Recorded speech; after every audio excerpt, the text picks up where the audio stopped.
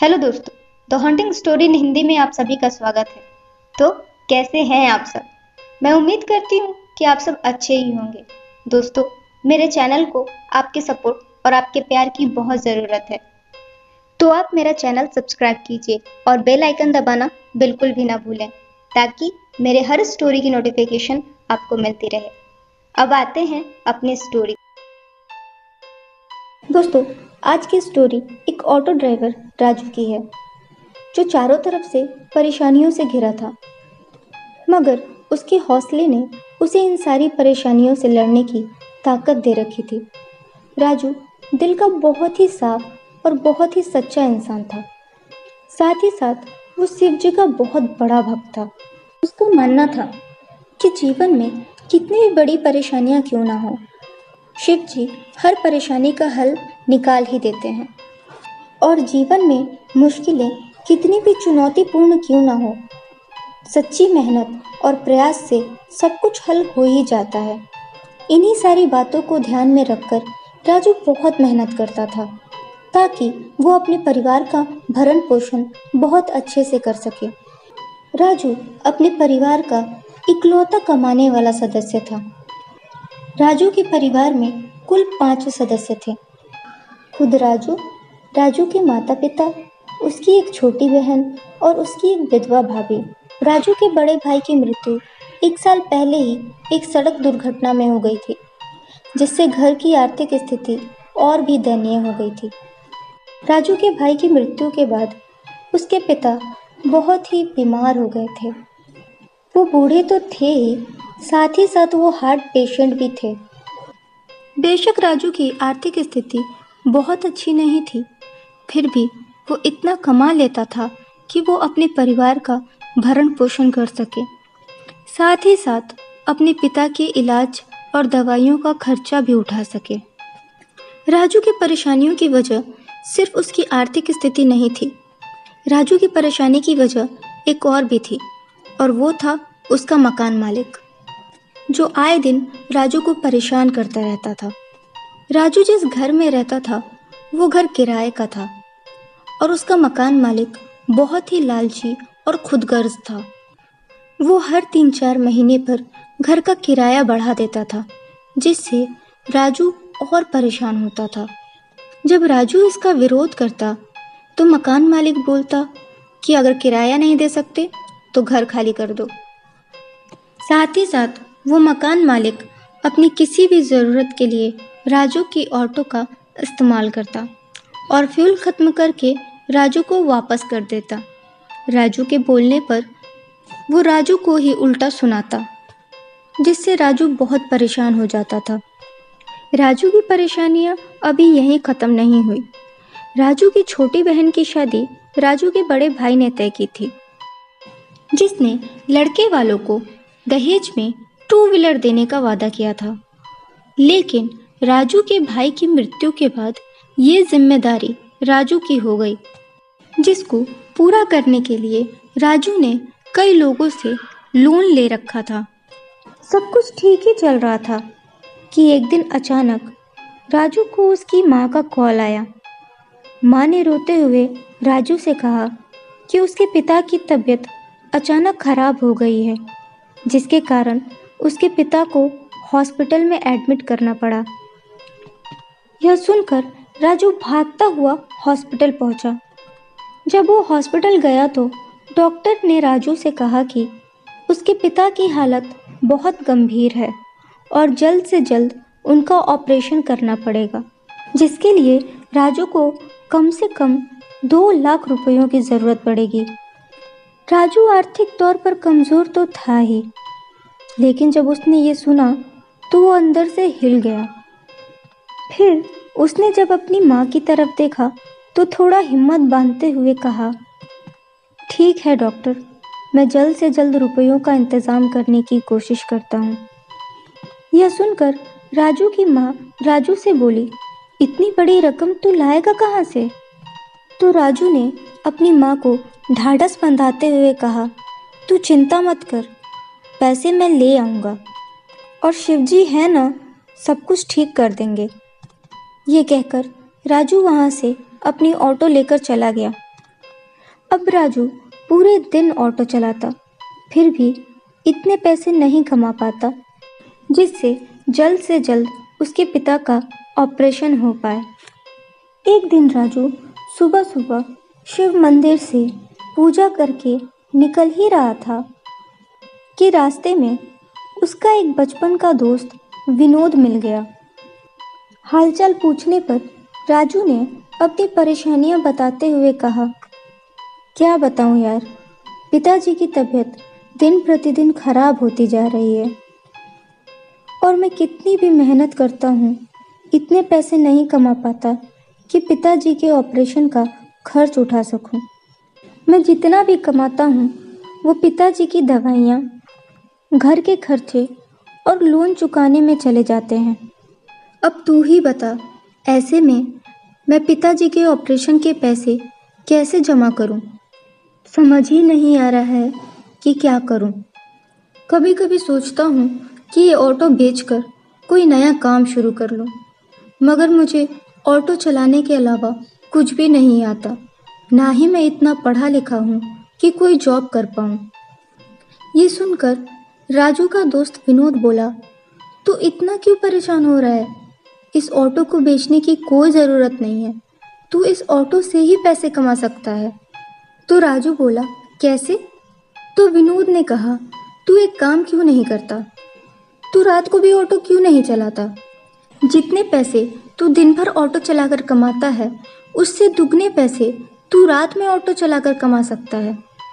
दिन में कमाए हुए पैसे से तू अपनी बाकी की ज़रूरतों को पूरा कर लेना और रात में कमाए हुए पैसे से तू अपने पिताजी का इलाज करा लेना। ये सुनकर राजू को एक उम्मीद की किरण दिखाई दी। उसने अपने दोस्त विनोद का शुक्रिया अदा करते हुए कहा, मैं आज से ही नाइट ड्यूटी पर लग जाता हूँ। राजू उसी रात से नाइट ड्यूटी पर लग गया। वो दिन में भी ऑटो चलाता, साथ ही साथ वो रात में भी ऑटो चलाता। राजू को पहले दिन की ही ड्यूटी से ये समझ आ गया कि जितनी ज़्यादा रात हो उतने ही ज़्यादा एक्स्ट्रा पैसे मिलते हैं। अब राजू पूरी पूरी रात काम करने लगा। हर रोज़ वो घर से जल्दी निकल जाता और रात को 2 या कभी कभी 3 बजे तक ऑटो चलाता। राजू हमेशा ज़्यादा सवारी लेने की होड़ में शॉर्टकट रास्ते से आता। कुछ रास्ते तो फिर भी ठीक थे, मगर कुछ रास्ते बहुत ही सुनसान, जिसमें से एक रास्ता कब्रिस्तान होकर जाता था। शुरुआत में राजू को भी उस रास्ते पर जाने से डर लगता था, लेकिन फिर उस रास्ते की सवारी बहुत ज़्यादा मिलने लगी, जिससे बार बार राजू का उस रास्ते में आना जाना होने लगा। बार बार उस रास्ते में आने जाने के कारण राजू का डर धीरे धीरे खत्म होने लगा था। अब राजू बड़ा निडर होकर आराम से उस रास्ते से आने जाने लगा था। क्योंकि उस रास्ते में कब्रिस्तान पड़ता था, तो कोई भी दूसरा ऑटो ड्राइवर उस रास्ते में जाने का नाम नहीं लेता था। हाँ, ये बात अलग थी कि उस रास्ते का भाड़ा बाकी सारे रास्तों से बहुत ज़्यादा था और राजू इसी ज़्यादा भाड़े और शॉर्टकट के लालच में इस रास्ते से आता जाता था। एक रात राजू को बहुत देर हो गई थी, फिर भी उसे कोई सवारी नहीं मिल रही थी। बहुत इंतज़ार करने के बाद राजू को बड़ी मुश्किल से एक सवारी मिली। राजू ने उस सवारी से एक्स्ट्रा पैसे मांगे। बहुत रात होने के कारण वो सवारी पैसे देने को राजी हो गया। राजू सवारी को छोड़कर जब उस शॉर्टकट रास्ते से वापस आ रहा था, तो उसी रास्ते में एक आदमी ने हाथ देकर राजू का ऑटो रोका। राजू ने झट से ऑटो रोक दिया और उस आदमी से पूछा, कहाँ जाना है? तो आदमी बोला, मेन रोड। राजू ऑटो तेजी से चलाते हुए मेन रोड की ओर जाने लगा, मगर जब से वो आदमी उस ऑटो में बैठा था, ऑटो में से बड़ी गंदी बदबू आ रही थी। राजू मन ही मन सोच रहा था, मैं ऑटो तो रोज धोता हूँ, फिर ये बदबू कैसी? अभी राजू ये बात सोच ही रहा था कि अचानक बदबू और ज़्यादा बढ़ गई। पहले तो राजू को लगा शायद रास्ते में कोई जानवर मरा होगा जिसकी इतनी बदबू आ रही है। मगर राजू जब उस रास्ते से थोड़ी दूर निकल गया और फिर भी बदबू खत्म नहीं हुई, तो राजू से रहा नहीं गया और उसने अपने ऑटो में बैठे सवारी से पूछा, भाई साहब, आपको कोई बदबू आ रही है क्या? तो पीछे से उस सवारी की कोई आवाज़ नहीं आई। अभी राजू पीछे मुड़ता उससे पहले ही उसकी ऑटो रुक गई। ऑटो कब्रिस्तान के ठीक सामने जाकर रुकी थी। ऑटो रुकने से राजू ने ऑटो स्टार्ट करने की कोशिश की, मगर राजू की ऑटो स्टार्ट नहीं हुई। तो राजू ने पीछे मुड़कर सवारी से कुछ कहना चाहा, तो देखा कि पीछे तो कोई है ही नहीं। तो राजू ने गुस्से से बड़बड़ाते हुए कहा, क्या ज़माना आ गया है, लोग पैसे दिए बिना ही चले जाते हैं। ये कहकर राजू ऑटो से उतर गया और ऑटो को धक्का लगाने लगा। अभी राजू ने 2-4 कदम ही बढ़ाए होंगे कि उसने अपने ऑटो के ठीक सामने उसी आदमी को खड़ा देखा जो थोड़ी देर पहले तक उसकी ऑटो में बैठा था। पहले तो राजू थोड़ी सोच में पड़ गया कि ये आदमी कब मेरी ऑटो से निकला और कब सामने आकर खड़ा हो गया। लेकिन फिर राजू ने उस आदमी से कहा, भाई साहब, लगता है मेरे ऑटो की फ्यूल खत्म हो गई है, आप आगे कोई दूसरी ऑटो ले लीजिए। तब उस आदमी ने राजू को बड़ी अजीब और डरावनी आवाज़ में जवाब देते हुए कहा, इस सुनसान कब्रिस्तान में कोई दूसरी ऑटो वाला कहाँ से मिलेगा? वैसे भी इस कब्रिस्तान से तुम्हारे अलावा कोई दूसरा ऑटो वाला नहीं गुजरता। उस आदमी के इतना कहने पर जब राजू ने अपनी नज़रें चारों तरफ घुमाई, तो उसने देखा कि उसकी ऑटो कब्रिस्तान के बीचों बीच बंद पड़ गई है। फिर वो आदमी धीरे धीरे राजू के करीब आने लगा।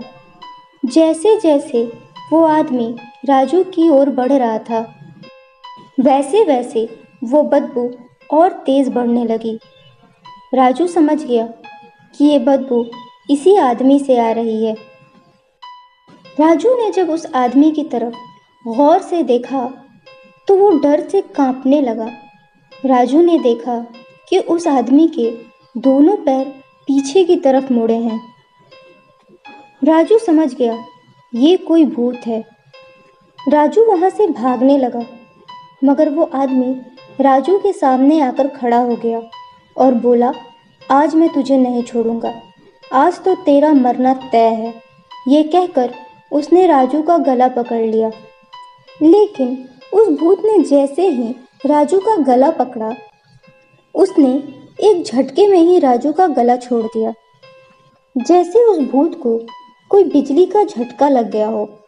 जब राजू ने अपने गले की तरफ देखा तो उसके गले में शिव जी की एक लॉकेट के साथ साथ एक रुद्राक्ष की माला भी थी, जिसके कारण वो शैतान राजू को नुकसान नहीं पहुंचा पा रहा था। ये देखकर राजू समझ गया कि ये भूत मुझे तब तक नहीं छू सकता जब तक मेरे गले में ये रुद्राक्ष की माला है।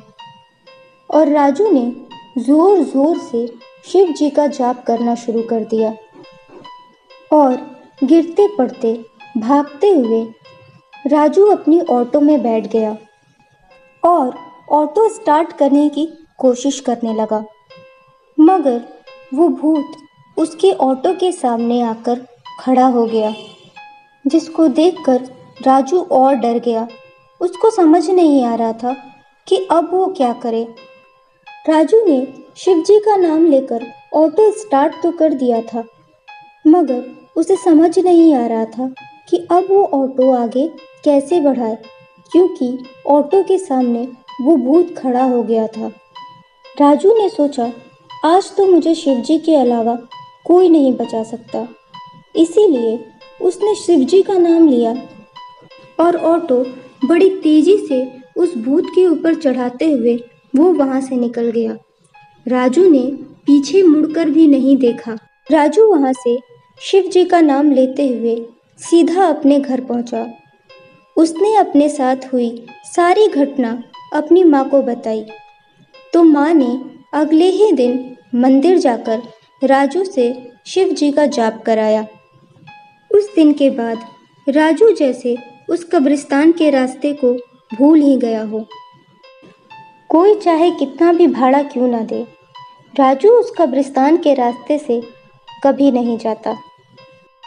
मगर आज भी कभी कभी राजू को अपने सपने में वही भूत दिखाई देता है, जिससे राजू बहुत डर जाता है। ये थी आज की स्टोरी। उम्मीद करती हूँ आपको मेरी स्टोरी पसंद आई होगी। अगर स्टोरी अच्छी लगे तो लाइक, शेयर और सब्सक्राइब करना ना भूलें। अब मैं मिलूंगी आपसे अगली स्टोरी में। तब तक के लिए अपना ख्याल रखें और कोविड से बचने के लिए घर में ही रहें।